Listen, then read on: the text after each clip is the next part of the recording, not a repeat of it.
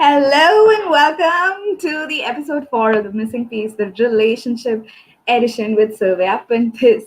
I got that right. You did. Thank you so much, Sylvia, for being on. And it's such a pleasure to be interacting with you. I've seen you around in Access for such a long time. All the while that I have been in Access, I've been in Access for 4 years.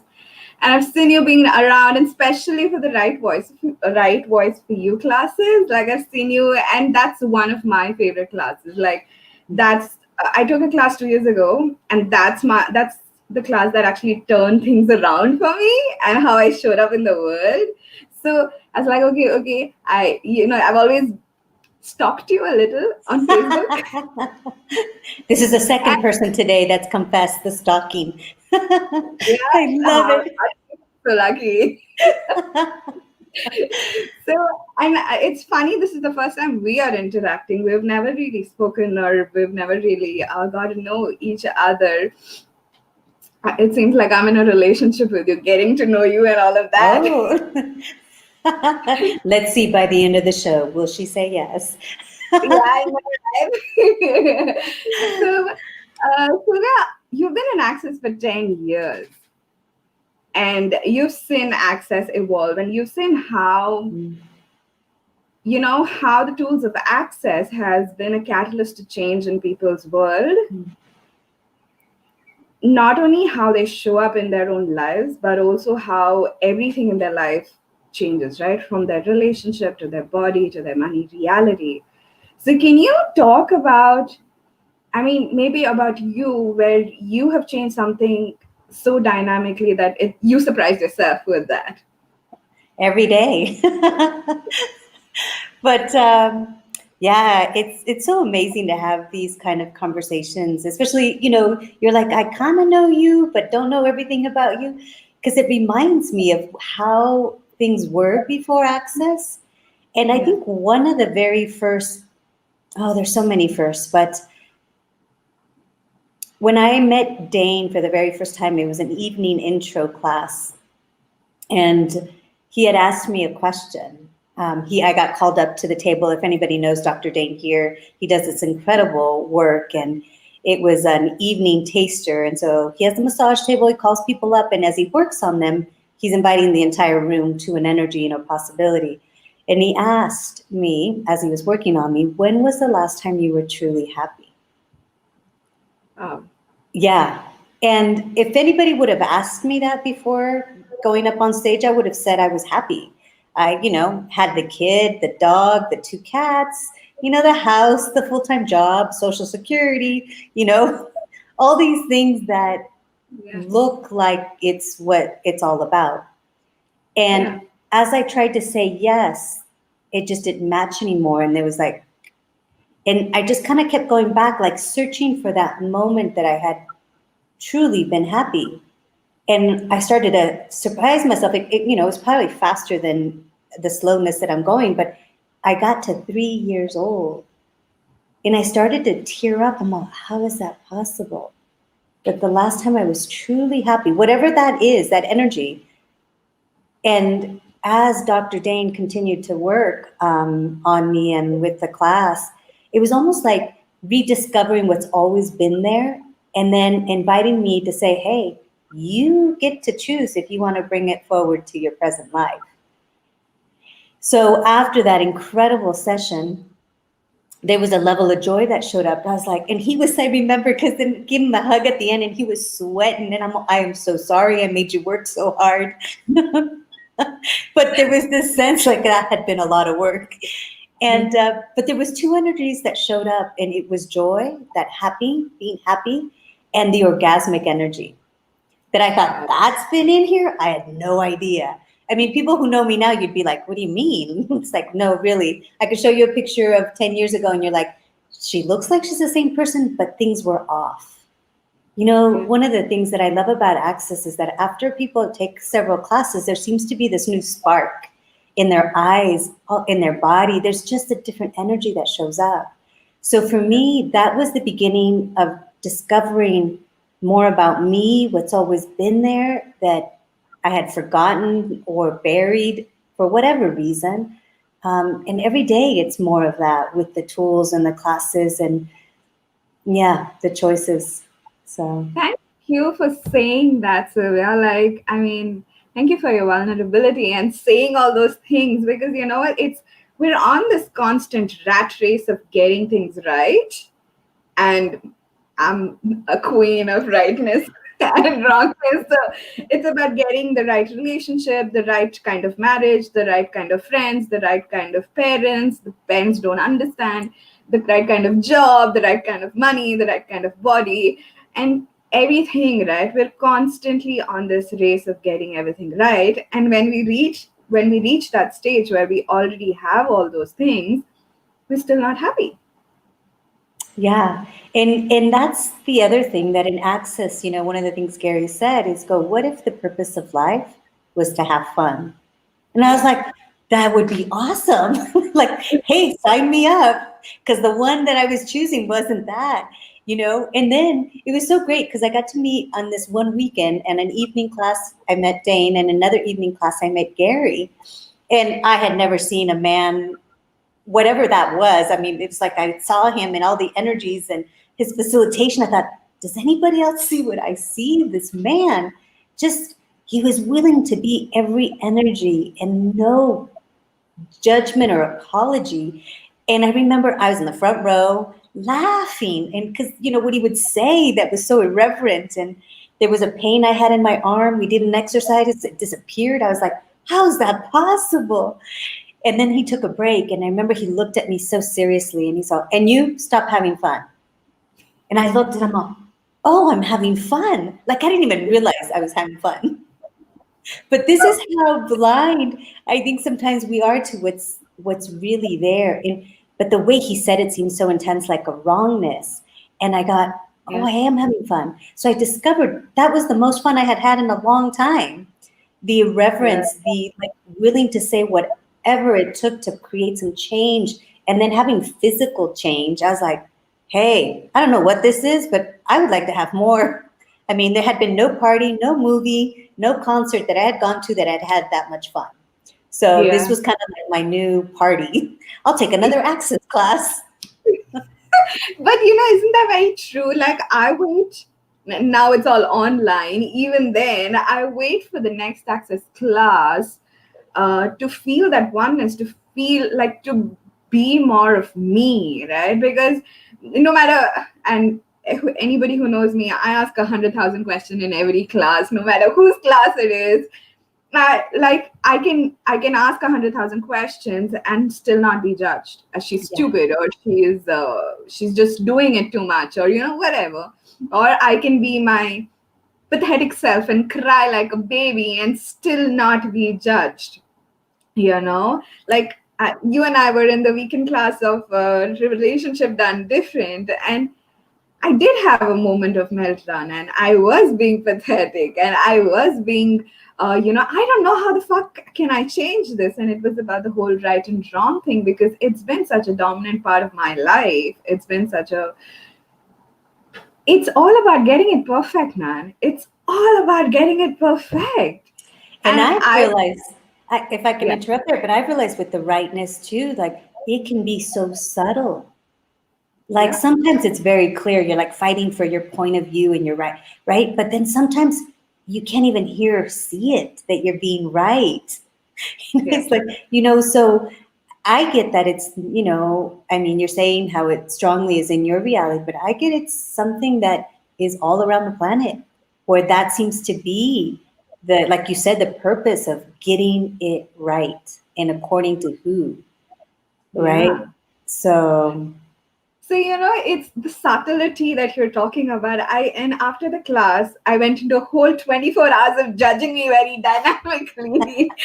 And then I spoke to my beautiful friend, Yuvika, and I told her, I said, dude, I'm judging myself, and I'm not letting the walls melt. I'm holding on to something very dynamically, and the relationship done different classes is very, very dynamic. right. Very, like, it changed something, and I don't have words to put that. But and when I told her that I'm holding on to something, it just melted. Wow.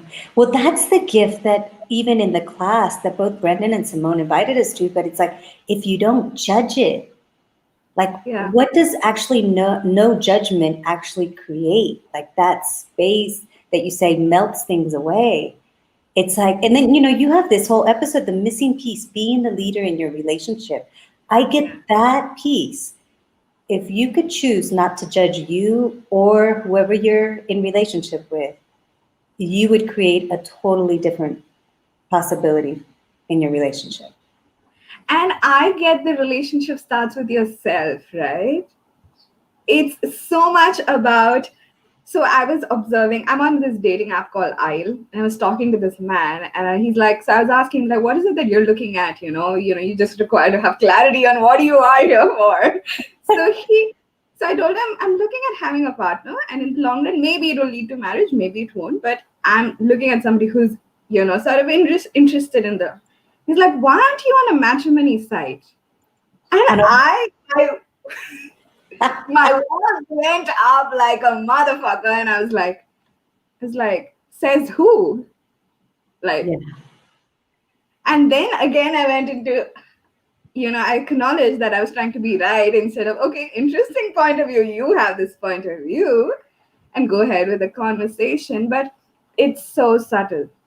it is. And I think there's a key there. You said, the relationship starts with you, that willingness, like, do you like you? Like that sense. Because if you like you, you have that space of allowance for you, you can enjoy yourself, then it becomes almost irrelevant.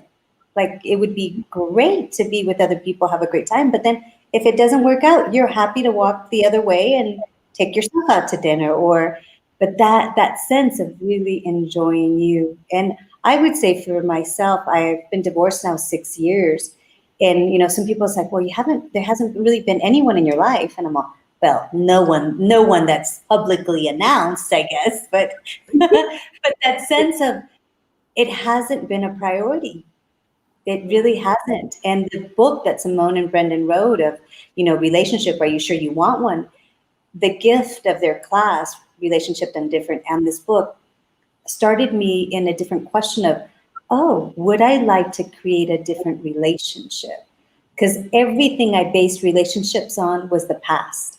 What I had seen, what I had that didn't work, losing myself when being with someone. And it was like, wow, you mean I could be the leader of my relationship and actually create what works for me if I'm willing not to judge me and all the elements that I would like to truly have and ask for that. Yeah. And in So playing with that, there's been pieces that have shown up and it's like, oh, okay, there's that piece. Oh, well, what else? So yeah. So that thing, right, about getting the pieces, like we constantly feel a need to use somebody else's relationship as a reference point to create ours, instead of actually acknowledging there's a different way of doing it.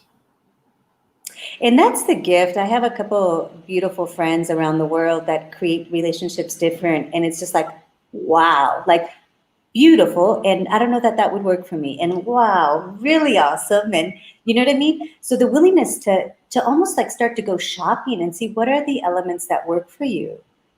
Yeah. I do enjoy my space. I'm beginning to get that I love to be in motion. Now, during this whole pandemic, I have not been still for very long. I think for maybe 30 days was the max. And then even within my own county, I rented an Airbnb, I went to stay at a friend's, so I was moving around and then I found out like, oh, I can go to another state. I went to Colorado, I went to Houston, and then I can go to Mexico. So that's where I'm at now.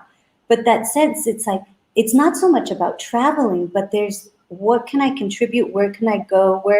Like, what would expand, my life, other people's life, consciousness? So I popped in, a trip out here to Mexico and now I'm in a new city. But for me, it's almost like a relationship, if it's even that, of creating with the world. So I always tease people, I was like, oh, I'm finally home. They're like, home? I'm on, well, my new place for 4 days. That's home. It's like home is where I'm at. But Yeah. what if in relationship, you could always have you as your home and you get to invite someone to your home, the space of you. and you get to share that with someone, which is so different than what we traditionally see relationships as. Let me cut a piece of myself so you can like me, so we can, try to make it work. So Yeah. very different. And it's so, the cutting off bit is so relevant in most of the relationship. And I'm not only talking in terms of a partner, but even at times with your kids, at times with your parents, at times with your friends, at times with your extended family.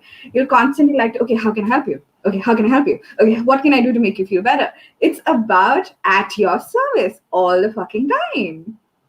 Yes, I have And a son who's 21. And I think, Gary had asked a question early on. It's like, who or what are you not willing to let go of or lose? And, certain things came up. And one of the last ones was my son. So when you're not willing to lose something or someone, it controls you. And when I finally got to that moment, I adore my son and very proud of him, and I can talk about him for hours. And yet there was a moment where I was willing to honor me more.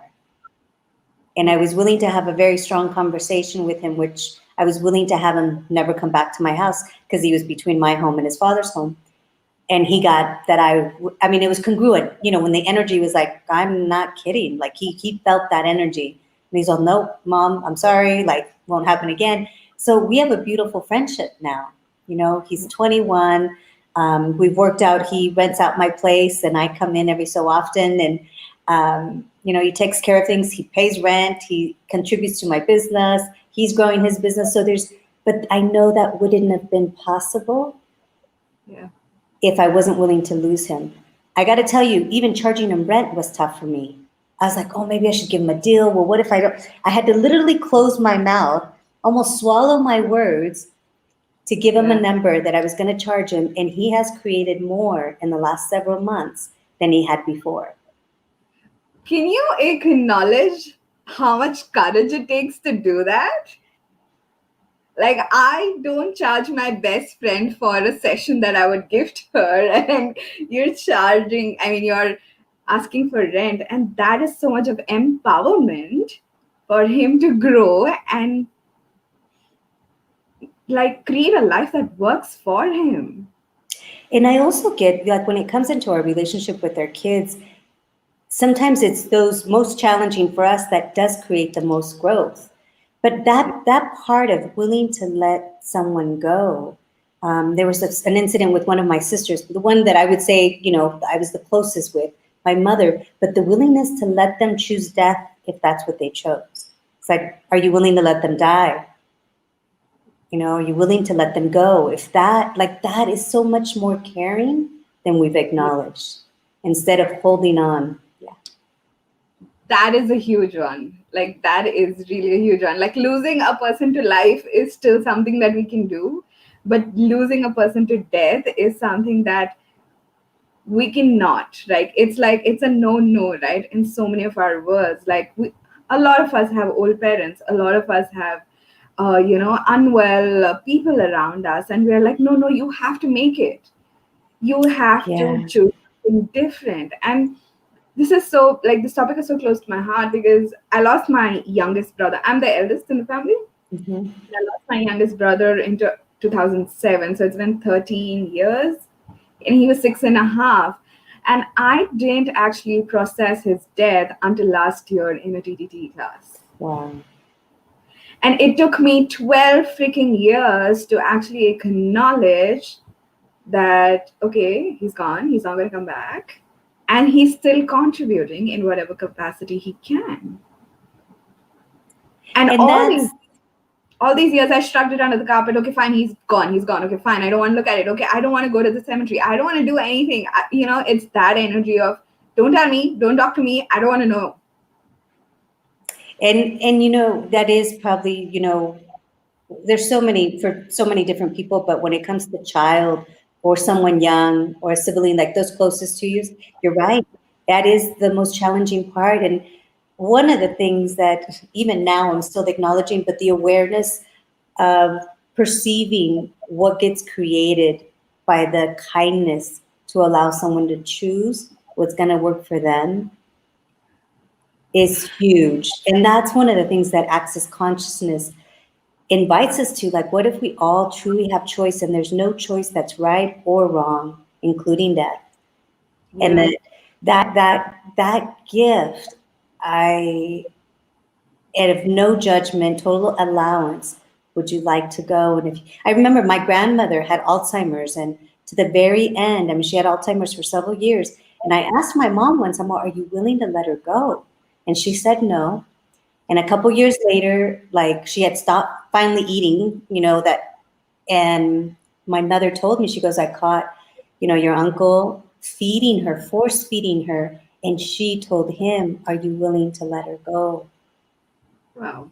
And she passed the next day. Wow. Yeah. But that courage to go, wow, where are we actually asking, even my grandmother, who wasn't cognitive in a sense, like, that we can perceive, like, hey, is she ready to go?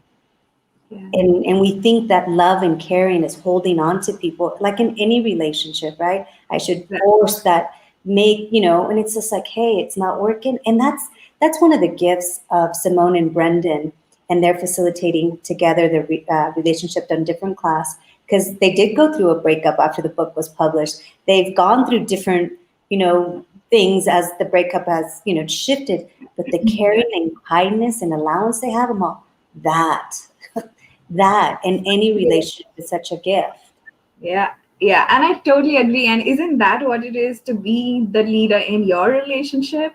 Like when you're willing to let go of somebody who's choosing something completely different and not use that against them or yourself to feel victimized, is actually being the leader in your life, you're living in your relationship.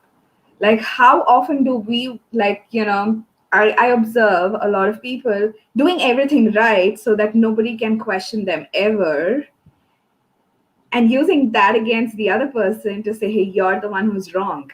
And how much does that ever work in your world? Like, how much does that contribute to you or to them, other than the blame game that we keep playing amongst ourselves? Yeah. Yeah. And, in Access, we talk about those 5 elements of intimacy that, there's a class, and there's, it's a beautiful conversation, because it really, that honor, trust, vulnerability, gratitude. What's the other one? Trust, vulnerability, gratitude, Honor and allowance, and honor. honor. Yes. And one of the questions that comes up is that, I met someone recently, and it's so easy for me to just jump in 110%, like, hey, and what about this? And what about that? And I started to notice and ask the question. I was like, oh, I'm so willing to jump in and be in their lives. And yet I wasn't willing to be aware of what it would be like for them to be in my life. Yeah. And he actually said, he goes, Sylvia, I can't keep up with you. I thought, what does that mean? Like, that's crazy. Like, but it's like, oh, and he's taken a bars class, an access bars class, but he also knew that I was always changing, always choosing more, always going. That he was like, whoa, I got to think about it. I got to digest this. Like, let me, and he wasn't committed to holding me back or anything, but noticing where I hadn't really looked at that, like, oh, what is it like for someone to be in my world? Yeah. Oh my So, God, Sylvia, that is such. If you just hit the nail on the head, it's like that's the story with most people in my life. Like you're sort of intimidating. I don't know how what to do with your energy. You're constantly bloody changing, and I don't know how to handle you. And I'm not gonna lie, it was such a wrongness. yeah. Such a wrongness because you don't fit into any bill they want you to fit into. You're constantly traveling or creating, or you're busy with like working 10 hours a day or whatever. Because I love working, I love doing the stuff I do. It's And not so a I contract. and so I wonder, given,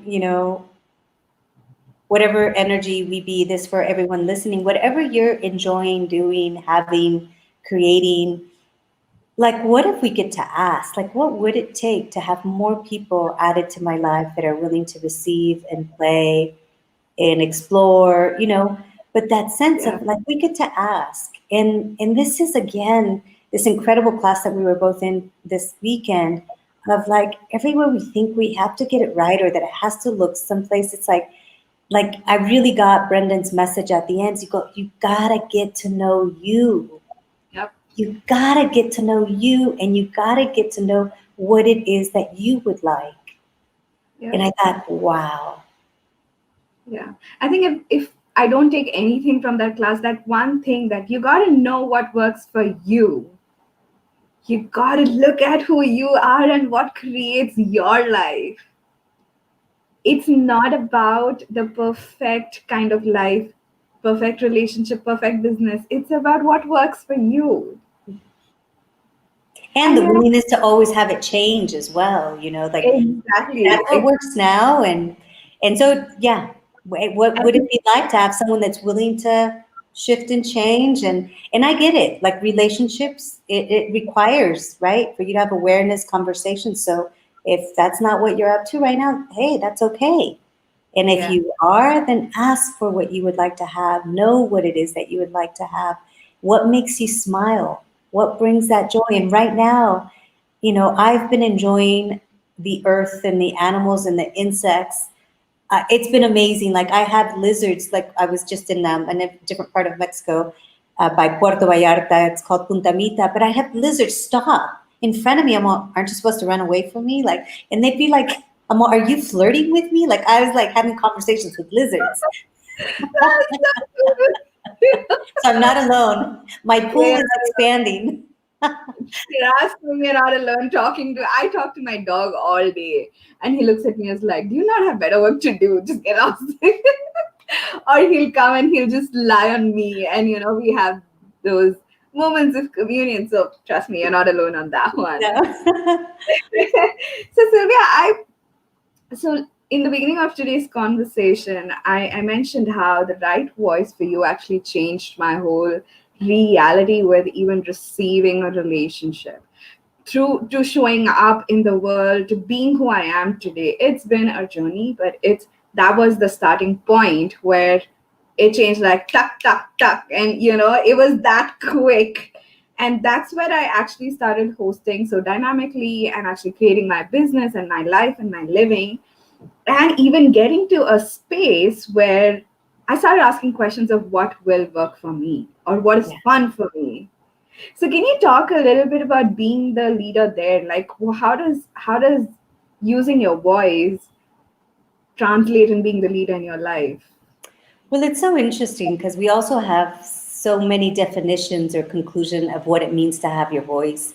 And it really is discovering, well, how is it fun for you to bring your voice out in the world? Some people choose painting, some people choose music, some people choose to speak, but there's so many different mediums. What if everything we choose has our voice in it? You send an email, you cook a dish, whatever it is that you choose to do has your voice. So for me, it's like, what is that energy that you'd like to bring out in the world, and how would it be fun for you to bring it out in the world? So Yeah. for me, right voice, facilitating right voice, I never considered facilitating right voice for you until I went to one class to translate. And then I found myself on stage. And one of the things that showed up when I did go on stage through the facilitation is that I allowed myself to drop the barriers even more, to allow myself to show up. And there Yeah. was someone in the audience that had known me since I started. They're like, Sylvia, I feel like I just finally got to know you. And I thought, wow. So it's like this conversation of having the image show up versus the persona you truly be. And we keep thinking that if we hide that we're better off. And actually, what people really connect you to is when you don't have the barriers, where you're willing to show up, be you, whatever that is, people desire that. And then, like, Yeah. when they see it, they're like, I'll have that. And that's what I perceived when I saw Dane being as goofy as he was all over the place. And I thought, thank you, that's okay. I never knew it was okay to just be everywhere. And that's more like me than, the ordered, professional up on stage. And then I saw Gary and I thought, oh my gosh, like the irreverence and the fun and the no judgment. I thought, that's possible. But when you Yeah. have someone who's willing to be that, it invites you to Like how it's like it almost brings out what's true for you in a different way because they're being it. So right Yeah. voice from you has this huge element of you being you, and then your voice comes out with so much more ease. Everything shows up with more ease. Yeah. So it's funny, right? So it's before 2 years, like in school, way back 15 years ago, I would not be able to speak. I would be the most silent person, and I would be in the room, and you wouldn't know that I'm in the room. Like, that's how quiet I used to be. Okay. And it, like, the whole journey of actually being who I am today, I wouldn't imagine even 3 years ago that I would be doing what I'm doing right now, right here, speaking to you, and with so much ease, and actually being who I am without fearing of being judged. Because over here, we're not having any random, superficial conversation. We're revealing parts of us that we considered wrong for a very long. Yes. Yeah. And it was that class that actually, and it's none of this is cognitive. Like, I didn't go to that class saying, okay, I'm going to be me in the world. I just went to the class because it really pulled me. And at that point of time, there were not too many people in India facilitating that class. Yeah. And it was so beautiful to be in that class. And I started acknowledging, like, in relationship, and most often than not, um, we do not ask for what we'd like in the relationship, even with our partner. We're like, okay, it's are you there? Okay, Yes, it's I it's, am. it's almost like we suppress ourselves. And I observed that I'd started asking of what I'd like of the person without fearing that he would get offended, or anybody, even a friend, would get offended. And actually look at, okay, what will create greater for both of us in here. And I started to discover and look at that too. Like, what is it that keeps us from asking for what we desire? I mean, this is all areas of your life, but I also looked at it like in the bedroom, like, so very few people actually ask to play, explore, or what they do enjoy, right? And yet I thought, wow, it's actually very vulnerable. It's a very vulnerable space to ask what you were like. Yeah. Even notice those moments where you would like something, and I remember one time I was running someone's bars and I started to sneeze, and I was like, how long can I hold from having my snot drip down on their forehead? And I was Yeah. like, doing whatever I could to not. And they're like, "Would you like me to get you a Kleenex?" And I was like, "Oh, I'm going to inconvenience them." And they're like, "You can ask." And I thought, "Wow." Like, Yeah. but it's like the vulnerability. I mean, how many of us, perhaps, as we were growing up, had moments where we'd ask for something. It's like, no, I'm not going to get that for you, or you're crazy, or you're always asking for so much. But, we've cut it off so much that we're not willing to ask. And that's actually what creates our reality is our ask. Absolutely. And there's this thing that I say in my classes: the way you're in a bedroom is how you're out in the world. That's a great one. I'm a little I aggressive. But what I mean by that is that, if you're not going to ask your partner for what you'd like, you're not going to stand up and ask for whatever you'd like. And not in the state of, okay, I have to fight for my rights, but even express what you'd like in the world and ask, like you said. Your asks create your reality. So, how about you start asking And and have. and and I get to like the exploring because you might think you're a certain way or that you've enjoyed it a certain way, but it's like if you're willing to go, well, what if we try this? And so different to actually begin to explore. So I invite people, what if you could explore all areas of your life? And if nothing of what you've known in the past was true, starting now or when you wake up, what would you choose different? Yeah. Yeah. And what if your past was 2 minutes ago and it doesn't have to be 20 years ago? Yes, but so many people are not willing to let go of all the definitions and conclusions of who they are and how they are that might actually create more of the adventure of living that they've been asking for. So it's a Wow, thank choice. you.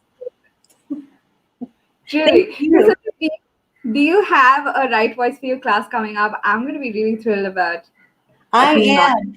It's interesting. We have, it's a Right Voice for You class. In this moment, it's scheduled to be in Spanish, live in Denver, and online as well. And we were looking at having, if there was a huge demand to have it in English, it would be fun to have it translated from Spanish to English. But I would love to have another one. At the moment, I don't have one scheduled on the calendar. But Okay. I do have a Getting Out of Debt Joyfully class coming up. That one's in English, and Oh, that's that's so online. cool. Oh, I didn't know you were a business done different class facilitator too. Oh my God. A How Joy of Business exciting. facilitator, a Being You facilitator, a Right Voice for You facilitator. Yes, because it's just so fun. All of them. Oh my God. How the fuck does it get better? So what else I can we add to our lives? I know. What else can we add to our lives? This has been so fun. I know we've gone overboard and we've exceeded our time limit, but this was so much fun. So I look forward to having such beautiful conversations with you and meeting you in person someday very soon. Yes, please. And thank you so much for hopping on in this. I know it's late there, but thank you for doing this and having such a vulnerable And conversation. I And hope thank to come to India soon. I attempted it once and I didn't have enough blank pages in my passport. They didn't let me get on the plane. And then the second time came up, things changed, and then, the whole year with COVID and everything. But yeah, what would it take for me to make it to India? So Wow, that would be lovely. We'd love to have you in India. What else is possible? And I know that I will see you soon. And thank you. thank Thank you. Thank you, everyone who was listening too. Yes, thank you guys for joining us. And I will see you next Tuesday with a beautiful guest at another time. Thank you guys. Bye bye. Bye.